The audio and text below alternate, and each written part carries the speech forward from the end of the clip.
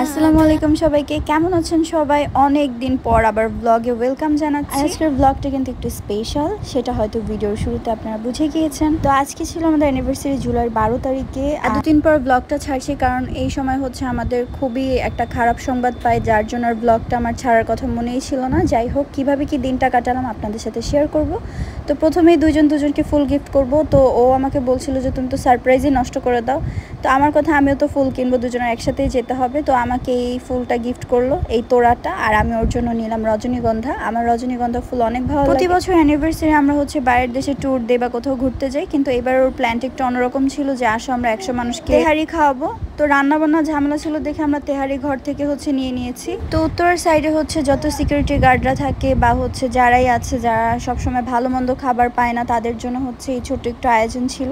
এরপর আমরা চলে গেলাম কবরস্থানের পাশে। তো আমি নিজে যেই হচ্ছে দিচ্ছিলাম, ও বলেছিল কাউকে নিয়ে আসি, আমি বললাম না, আমরা নিজেরাই দিতে পারবো। তো আমি হচ্ছে সবাইকে তেহারি সালাদ যা ছিল দিচ্ছিলাম। সবাইকে বললাম আপনারা উঠে এত হুড়োহুড়ি করা লাগবে না, সবাই পাবে। আলহামদুলিল্লাহ, এবারে অ্যানিভার্সারি আমি বলতে পারি মন থেকে আমি অনেক বেশি শান্তি পেয়েছি, কারণ ও জানে যে আমি হচ্ছে মানুষদের খাওয়ানো আমি খুব পছন্দ করি। শোরুমের জন্য প্যাক করলাম, হঠাৎ দেখে যে আয়েশা মামুনি হচ্ছে তেহারির এক প্যাকেট নিয়ে খাওয়া শুরু করে দিয়েছে। অবশ্যই মাশাআল্লাহ বলবেন। এরপর হচ্ছে আমার জন্য একটা সারপ্রাইজ কেক নিয়ে আসে হঠাৎ করে, আমি জানি না। ये नजाकत मेरी आदत पास मुझे लाए, नादानियाँ नादानियाँ खींचे मुझे, नादानियाँ नादानियाँ। আলহামদুলিল্লাহ, দেখতে দেখতে 7 বছর পার হয়ে গেছে। আর সবাই অবশ্যই দোয়া করবেন যে এভাবে জীবনের বাকি বছরগুলো যেন কাটিয়ে দিতে পারি। তো কেক কাটিং সময় আয়েশা ঘুমিয়ে গিয়েছিল, তো জায়ান ছিল এই সময়। এরপর আমি নিউ টেকনিক একটা খাটিয়ে পিস করে ফেললাম একদম পুরোটা কেককে, যাতে হচ্ছে সবাইকে দিতে পারি, আবার হচ্ছে যে সুন্দর মতো বক্সিং করে ফ্রিজেও রেখে দিতে পারি। আর কেটে আমি তো কেক খাবো না, কারণ হচ্ছে ভাবি সবসময় যে ডায়েট করব, ওয়েট লুজ করব, কিন্তু পসিবলই হয় না ওর জন্য। এরপরে আবার হচ্ছে আমার জন্য পছন্দের, জানে আমি ছোট সিঙ্গারা বা হচ্ছে সমোচা পুরি এগুলো খেতে অনেক পছন্দ করি, এতগুলো নিয়ে আসছে। তো এভাবে খেয়ে তো অনেক বেশি আজকে ওয়েট গেইন করেই ফেলেছি।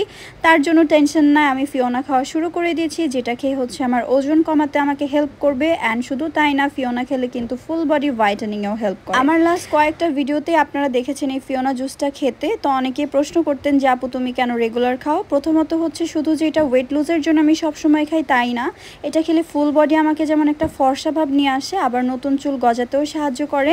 আর এক বক্স খেলেই কিন্তু আপনার 4 থেকে 5 কেজি ওয়েট লুজ করে। সো অবশ্যই একটু ডায়েটে থাকতে হবে, শুধু খেলাম আর হচ্ছে বেশি তেলের ভাজা পোড়া খেলাম তা করলে হবে না। যেহেতু বিজনেস প্লাস হচ্ছে সংসার সামলিয়ে সময় হয় না যে এক্সারসাইজ করব, তার জন্য আমাদের জন্য কিন্তু ফিওনাটা পেতে হলে অবশ্যই আমাদের সোফিয়াস বিউটি হাউস পেজটি ভিজিট করুন।